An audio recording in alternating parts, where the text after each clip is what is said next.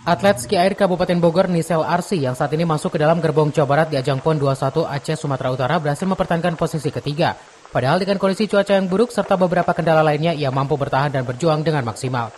Indradi selaku pengurus mengatakan Nisel Arsi berhasil mempertahankan posisi ketiga untuk nomor wakeboard. Ia berjuang dengan kondisi cuaca yang kurang baik dan cedera lutut serius.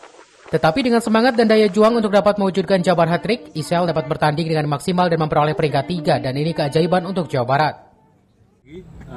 Saya bersama atlet Kabupaten Bogor yang masuk semifinal.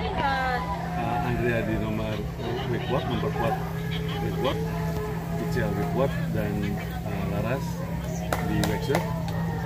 Dan sekarang habis saja melakukan final, kita tinggal menunggu nilainya keluar.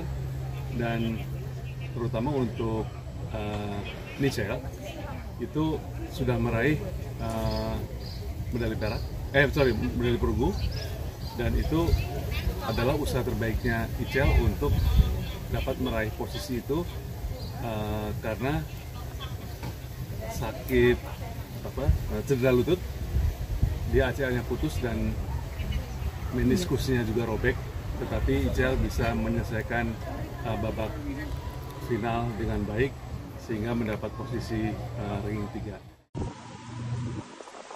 Cevi Suryadi melaporkan.